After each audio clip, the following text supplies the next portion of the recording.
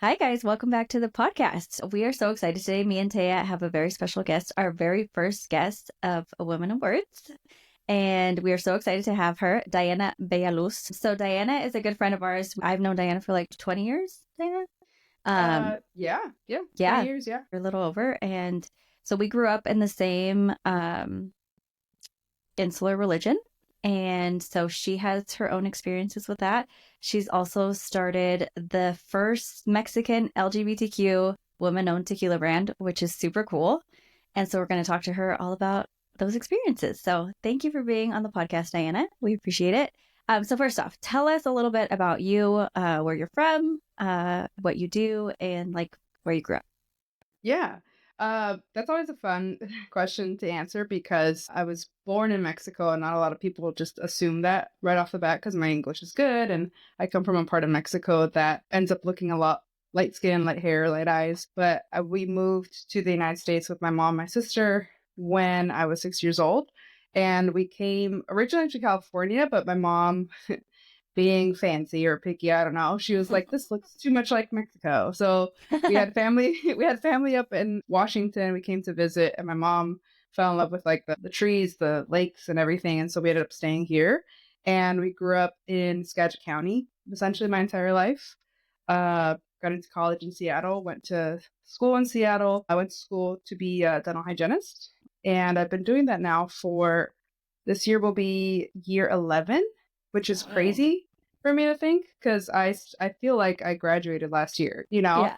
and but that's what I've been doing for the past decade, and now I live in Bellevue with my now wife. We're having our second anniversary this September, and yeah, so again, it's a fun question to answer because it's always like, what are you from here? Well, I'm not from here, but I live here. I grew Kind of. up here because it's like, oh, you're Mexican, and I would have never guessed. And Mm-hmm. it's always kind of fun to have all that history basically with where we're from. Yeah. So I have a follow. Are you technically DACA then? No, so fun story. Yeah. How did that work? No, we came on a visa, and my mom, when we were here, got married to someone who had citizenship. And because of some problems that we had during that time, my mom was able to pursue her green card through there. And then my mom worked really hard. She did a bunch of night classes when we were probably like 12 through 15. She worked really, really hard and applied for citizenship as soon as she could. So we actually have dual citizenship now with Mexico and the U.S. Okay. So All you- thanks to my mom. So because she got her citizenship while you were minors, it extended to Mhm. you? Oh, Yep. interesting. Yep. Okay.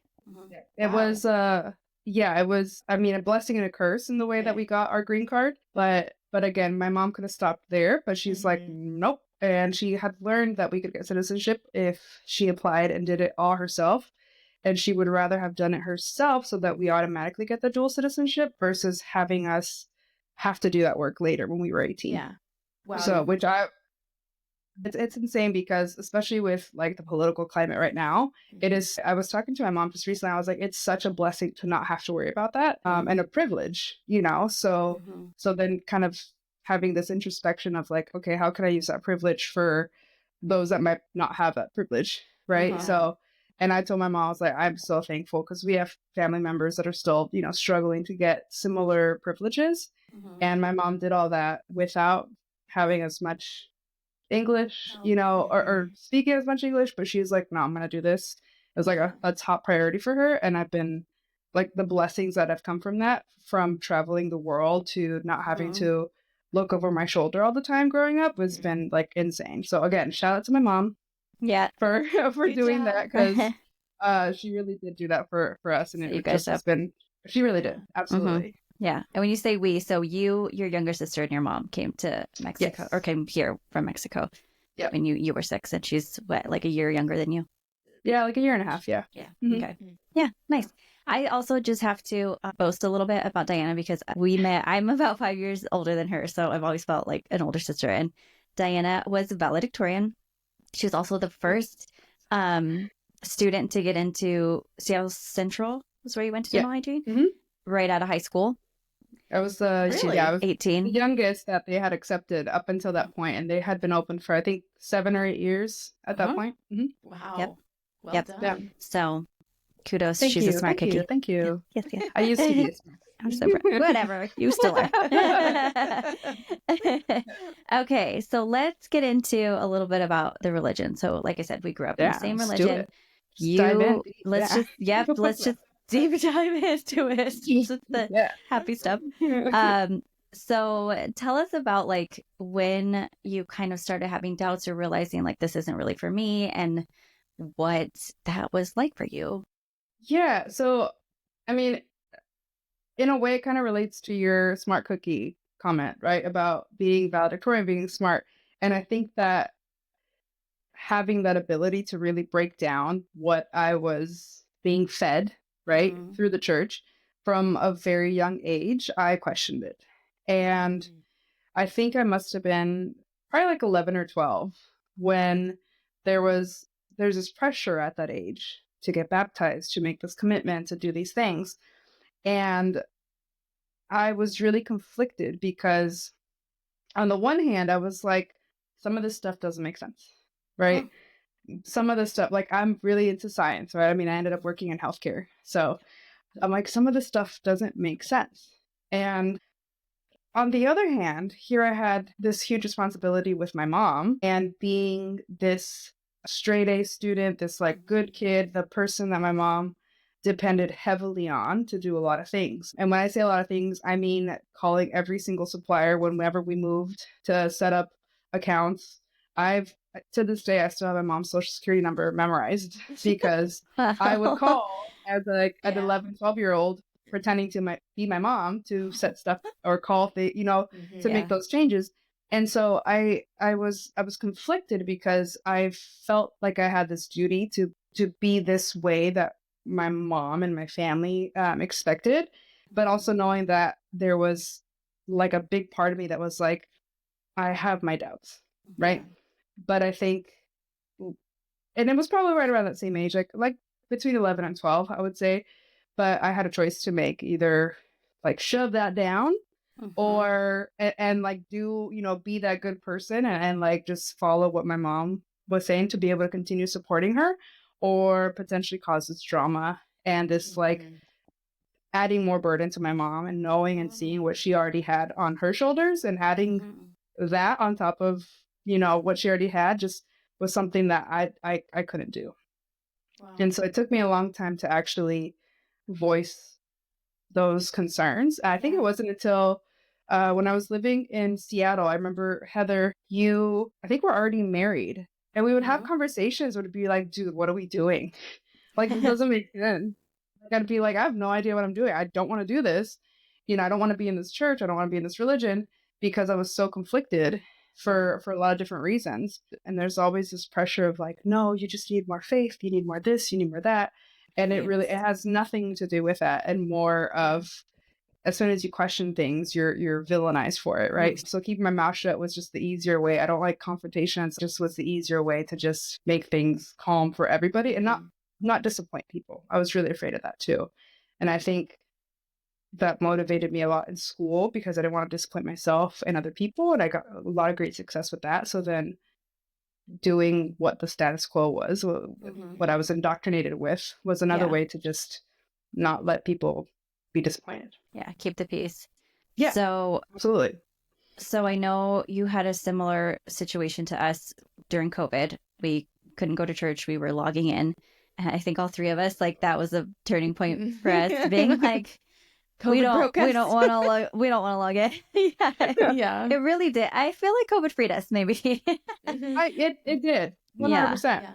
Yeah. Absolutely. So like, what was that like for you when you started being like, I don't want to do this, and maybe at this point it's a little easier to get away because I just don't have to log in.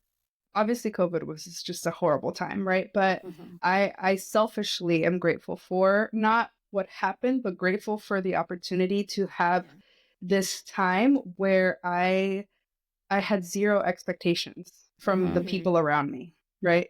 Up until that point, one of the things that I realized, because I took this time, I was like, I'm feeling oddly calm, but there's this anxiety, and I feel like it's because I'm not doing I'm not doing something. Something is missing, right?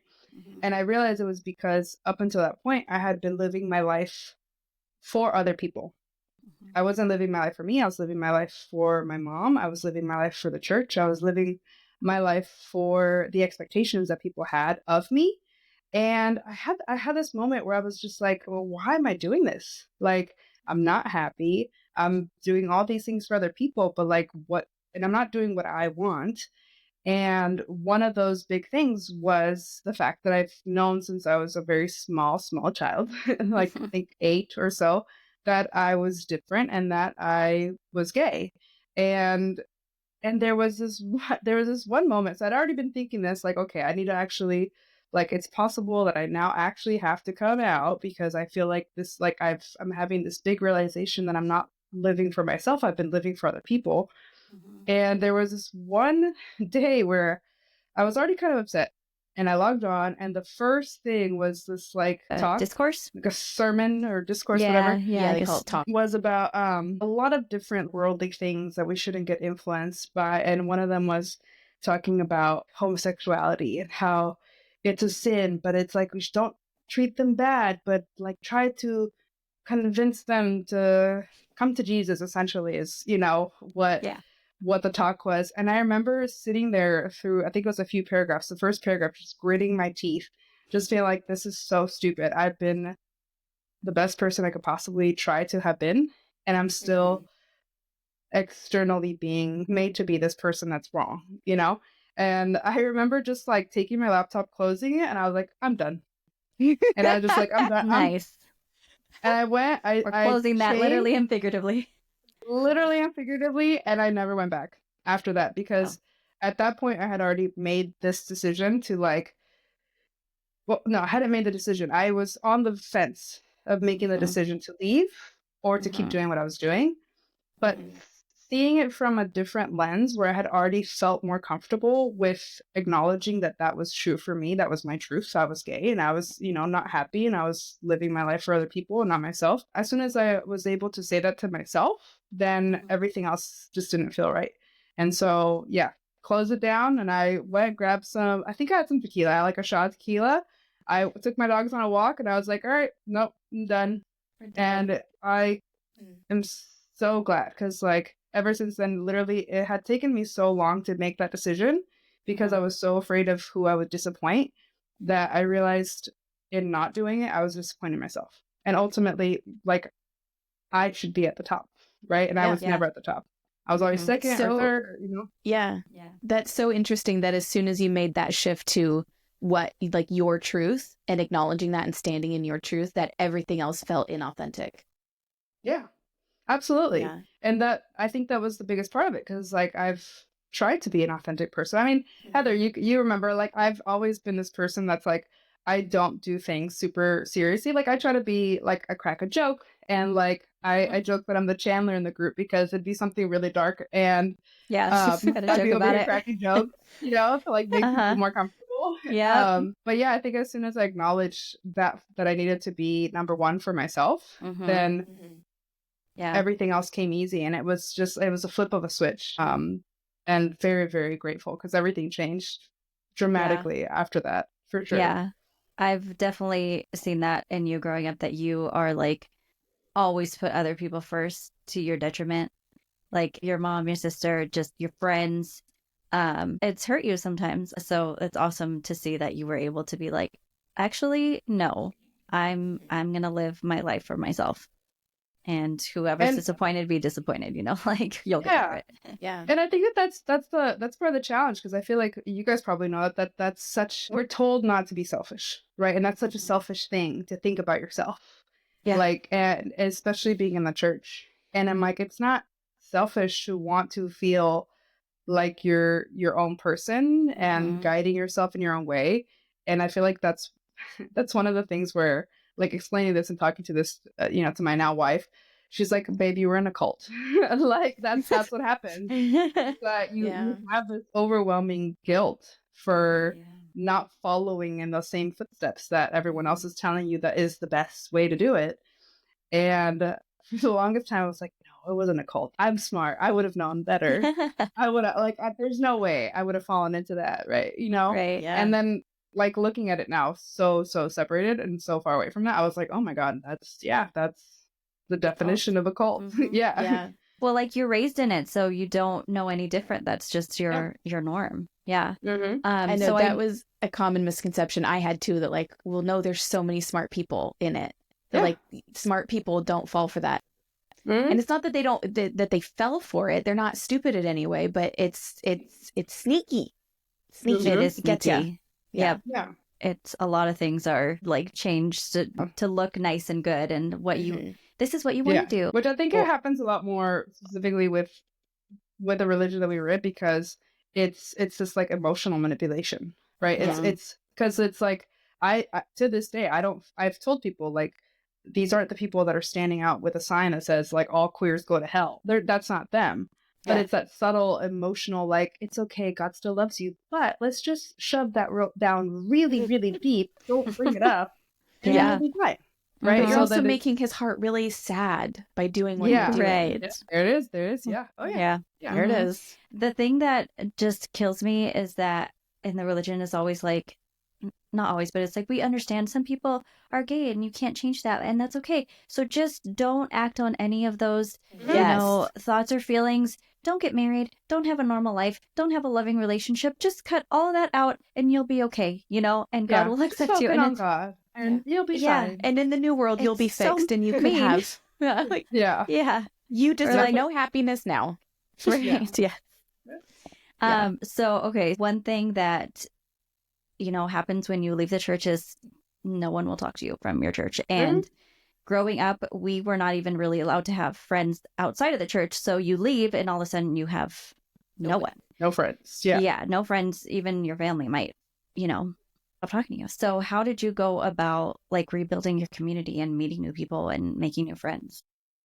Well, it's almost like doubly, right? Because yes, you left this insular religion, but then also you came out and like, those are huge things in and of themselves, but then to do it at the same time in the middle of a pandemic. Diana, how did you do that?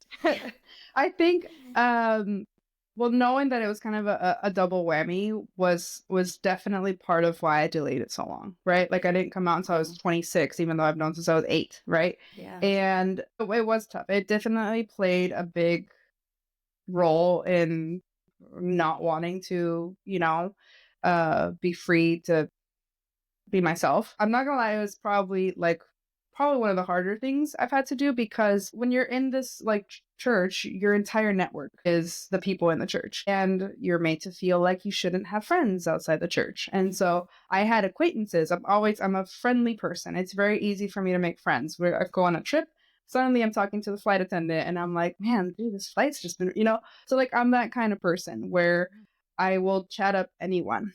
And so it's easy for me to make friends, but I never made close attachments with people outside of the church. So I knew it was not an easy thing to just decide to leave, because I knew that I would lose everything, including possibly my family, which I did. I think on the flip side for COVID, I think it was a little easier for me because I knew that I did not have this opportunity. So this feeling of loneliness after leaving felt cushioned. That blow felt cushioned by the fact that I couldn't do anything about it. Yeah. Does that make sense? Mm-hmm. Yeah, you couldn't go out. And I couldn't go out. So I went onto this grind of back to work, back home. I work in healthcare. I have an extra cushion because I shouldn't be seeing other people. I shouldn't be going out because I work in people's mouths.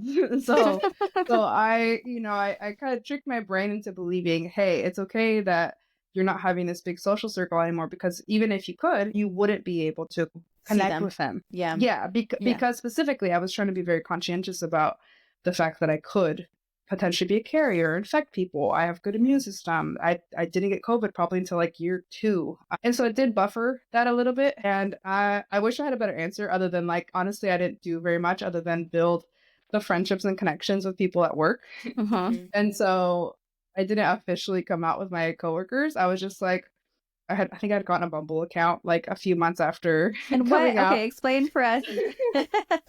For us elder millennials, what exactly how Bumble works. So Bumble is great for women, because when you match, it's the woman who decides whether or not to message the match. Is it the same concept as Tinder? I don't know. I never got on Tinder. Well, that's not helpful at all now, is it? No. Bumble's like, yeah, I guess that doesn't work. I think with Tinder, if you both match, then you can both message each other. Yeah, I think so. But with Bumble specifically, the woman has more of a power, because if they both match with if I was a normal straight woman, if I saw the profile of the man, gay, it's fine. Yeah. If I was straight, then I would be able to look at the profile and be like, no, hard pass, never mind. Okay. Right? So we get the chance to message first, but because it's both women, then either one of us can. Okay. But yeah, I had set up a profile because I was like, look, I might not be able to go talk to people, but at least I could explore this side that I'm free to do so, right? So I had very casually, and I didn't want this big flare of, oh, hey guys, I came out, I'm gay, by the way. I didn't want to do that because okay, and you can ask Heather, I have always been more masculine. It's like, it's not like the what did Heather say when I came out to her? The closet was like made of glass. Like, she's like, oh girl, I know. She's like, I'm not surprised.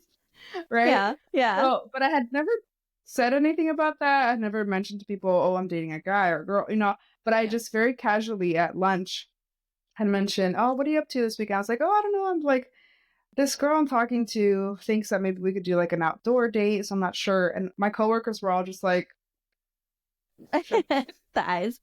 The like, wait, what? Wait, oh, so is she nice? And I'm, so like, I didn't actually like ask, but I was like, and then a few coworkers that I was a little closer to, they actually asked me, they're like, wait, did I know this? And I was like, no, you didn't, because I just came out. So, so that did help. So communicating a little bit through that, and, building those relationships with coworkers that I think up until that point I hadn't really let myself get or have. And then I was one of the lucky ones, which very shortly after coming out, I matched with my now wife on Bumble, and now we're married and going on 2 years. So nice. Yeah. And so did you meet a lot, because she had been out for a while, right? Yeah. So did you meet a lot of like your friends and like the community through her? Yes. So that was my next point, is that I'm very grateful that my wife has this really, really strong sense of community within her friends. And even when we matched, part of her Bumble profile was like, I'm just trying to make a gay army, like, and like in a fun way, gay like army of friends. Yeah, I love it. Which is like, I think it's important because the community can be so small and like alienating. And so I did meet a lot of friends. A lot of our like super close friends now are thanks to my wife, because I am very content being a lone wolf. I mean, I did that for so many years, right? Traveling to these crazy countries by myself because I felt comfortable being that person. And I think part of it was because I felt like I had just resigned myself to be the single crazy aunt, like that was what I expected out of my life. And so I didn't feel the need to have more than a few close friendships like the one I have with Heather, right? So like fostering one or two long-term like quality friendships, absolutely. But like having this like big community, this big circle of friends, I think I just didn't want to be disappointed again with having all my friends leave me before, so it's like, I think there's a little bit of trauma there, but also I'm not as good with building big community, whereas my wife is. So I'm just like, for the longest time, I was like, I don't have any friends. She's like, yes, you do. Like, we go to our friend's house every weekend or whatever it was at the time. And she's like, they're not just my friends, they're our friends now. They actually like it. It's like, okay, I know. They've accepted you. Right. Yeah. So I will say I'm very grateful to my wife for having that community that I can kind of slide into. Yeah. And I have to say, I've hung out with you guys and like your close group of friends a few times and like around your wedding and stuff, and they're freaking awesome and they're so much fun. Yeah. And we had a little like Instagram group going called the Pacific Northwest Gays and Heather. And I felt so privileged to be a part of it. And shout out to the gay army, because being a guest at your wedding, I didn't know many people there besides you guys and Heather, and that is one of the top 5 funnest weddings I've ever been to. Yeah. They were so welcoming. It just instant friendship with it was a blast. Super welcoming. I think that was something that was really important. And I think that's one of the reasons why I clicked so well with my wife, because I knew that you get taught in the religion, like, oh, it's bad out there. Everyone out there is bad. Like, don't, And then I met my wife. I was like, okay, she's a great person. She works for nonprofits. She works with kids. She works with this, Boys and Girls Club, all this stuff. And then meeting her friends, and I was like, okay, yeah. I've matched and gone on a couple of dates with other people, and I met their friends, and I was like, oh no, I'm not. No, this is not the kind of friend group that I want to be part of. Then, like, meeting my wife's friend, I was like, yeah, this is great. This is exactly like the kind of people that I would trust to be part of my friend group and hold the same values and morals that I have, and the ones that I was starting to develop, like the whole activism aspect that I was, learning, and they being supportive of that too was just great. And so I think it definitely makes a big difference of like finding the right people to surround yourself with. Yeah. And I have to say, like, yeah, that's so true about the religion. They say, like, oh, one of their tactics to keep you from leaving is, oh, you won't ever find a real friend out there. Everyone's out to get you. And yeah, everyone's bad. They're all going to stab you in the back. Nobody wants you to be really happy. Like, it's just ridiculous. But one of the things that Edwin said at your wedding, he's like, did you notice all of their friends were helping set up? They all pitched in. Nobody complained. It was such a like happy occasion, obviously. And then the day after the wedding, we all went back to help, and he was like, like what they said about, not finding real friends, BS. I'm calling BS because your friend group is just like some of the best people.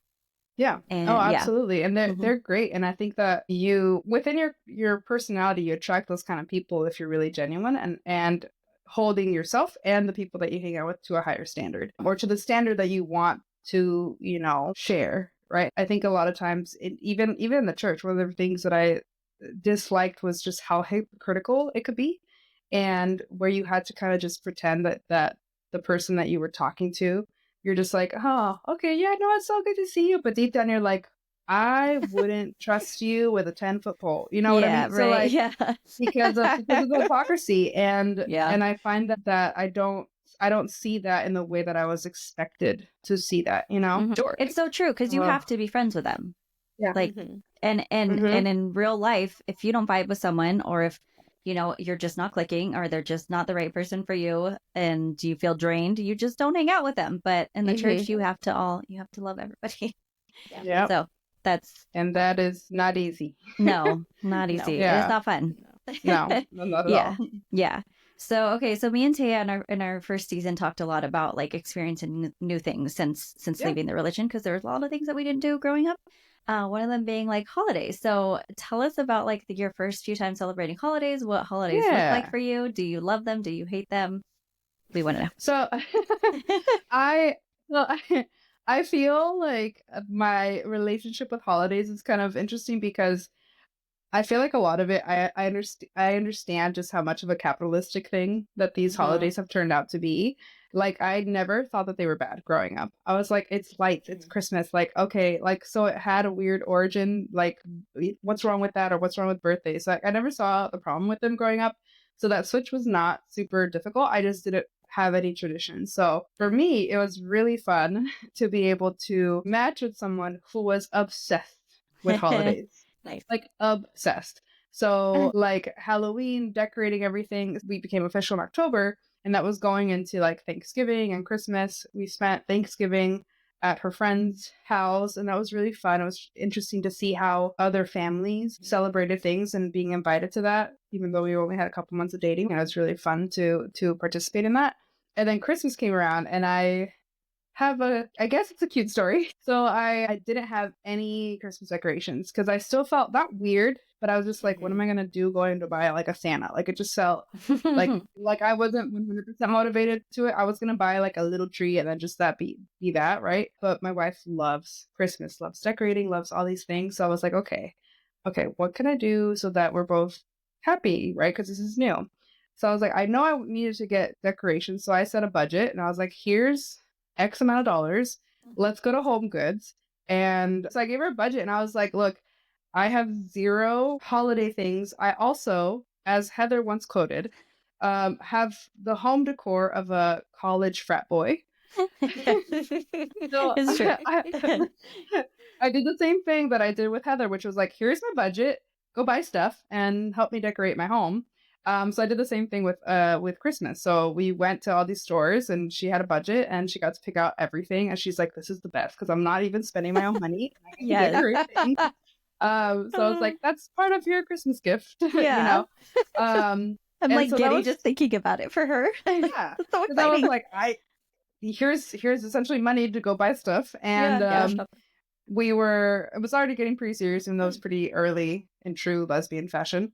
And so I knew that these were things that she was probably gonna like in the future when we moved in together, which was only like a few months after that. So that was probably my first experience, and I experienced all these holidays with her, and so seeing her excitement for it makes me more excited for it. Some I still am just like, okay, it's like Valentine's Day is like, here's a Hallmark holiday. It's hard to not get excited when your spouse likes it as much as they do.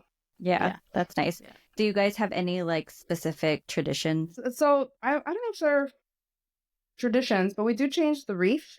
Like we have a wreath outside of our door, and so we change it for different holidays or different seasons.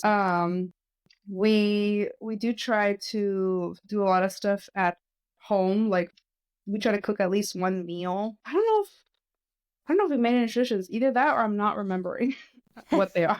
That could very we'll hear well from your be. wife later, and she's like, Diana forgot this one. This is right. Yeah, it's possible. It's like I feel like we do a lot. We have tried to do Friendsgiving. I feel like that's been kind of a bigger tradition because it's hard to cook a whole lot of stuff just for, two people. Yeah. Totally.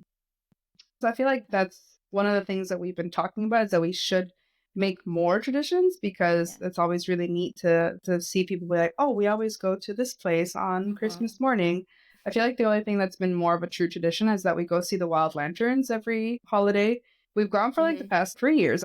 We go see the lanterns at the zoo, and that's always a lot of fun. But other than that, like I feel like there might be small things that I'm just not remembering right now. Do you guys do Christmas pajamas? Because that's one I really want to do. And we just haven't. Okay, cool. We do. We have Christmas onesies that have penguins on them. Yeah. Yeah. I love it. Oh my gosh. We do. So, do you have a favorite holiday now that you've done them all a couple times? Favorite holiday?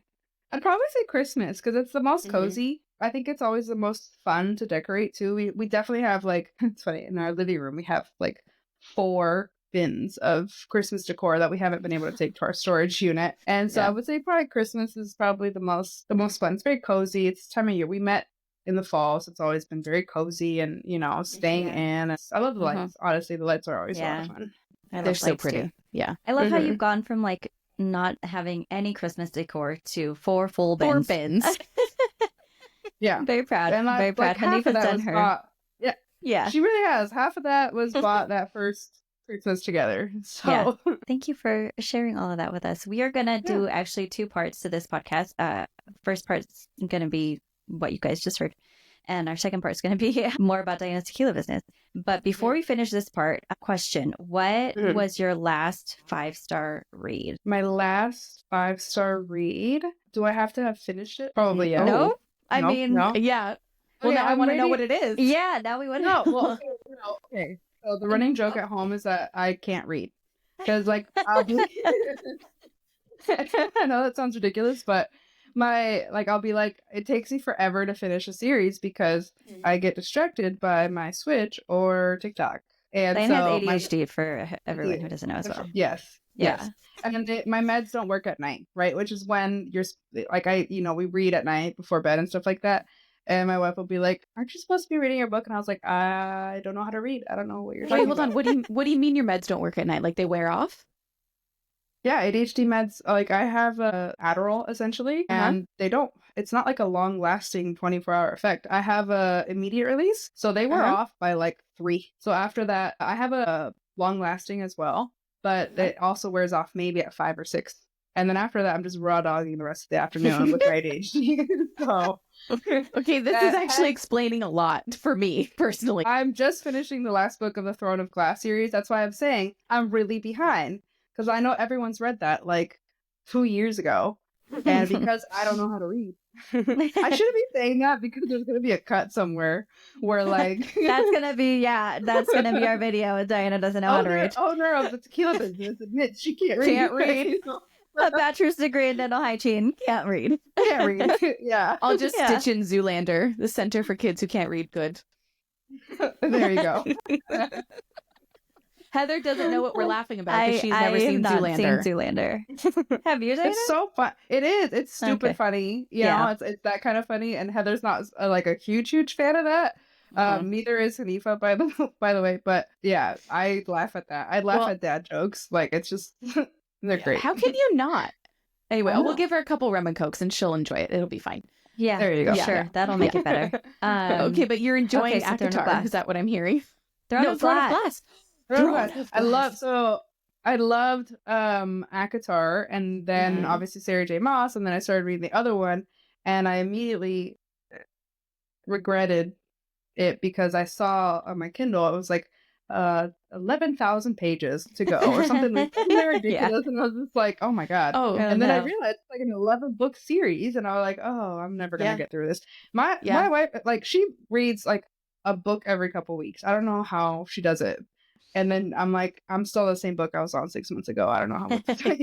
I don't. Right. How do you like still remember what's happening? Because I have a very, very helpful, slightly photographic memory. I can remember stuff from forever ago. I feel like that's, helped a lot in my academic life as well. But I can remember a lot very easily. It just like triggers it. Yeah. Man, that would be so handy in these insane fantasy worlds with all the different the different things. Yeah. Okay. So especially with Throne of Glass, it's been, I was like, who is this? And I call the names are really funny because like some of them are like Mistress or something like that, and I call her Naisha just because I just Nehemiah. Yeah. Heather, Heather, what do you call Nehemiah? Nehemiah, like the Bible book. Yeah. They're spelled the same. Okay. So what is the name of the kingdom, right? It's like the one that starts with A. Alder something, right? You know what I pronounced it as? It was Alderon. It's not Alderon. I was like, am I dyslexic? And I looked at it literally in the beginning of this last book that I'm reading on, and I'm just like, wait. I knew I was saying it wrong, but I was like, it's really wrong. Okay, so Manon. I was saying it Manon. Yeah, it's not. It's Manon. Yeah. Yep. I always thought it was Manon too. I've been calling her Manon. So what it is and Fred. And Fred. Who's Fred? So have you seen those videos? They're like when you're reading and you can't pronounce the names, and you're like and Fred. Yeah. Yeah. So, yes. Okay. So Alderon is not Alderon. It's Adarlan. Oh. Adarlan. Yeah. Oh, you know what? I called it a darlin. And darlin. That's what I was saying. Because I was like, a darlin. I hate that. So what is it? Yeah. Say it again. It's Adarlan. Adarlan. Adarlan. Adarlan. And I always thought it was Alderon. I don't know why. Alderon sounds better, honestly. Alderon, yeah. Yeah. I would like to know how they come up with these names, right? Like, I know. Because some of them sound so cool, and then other ones you're like, that sounds like a 3-year-old made it up. Yeah. Yeah.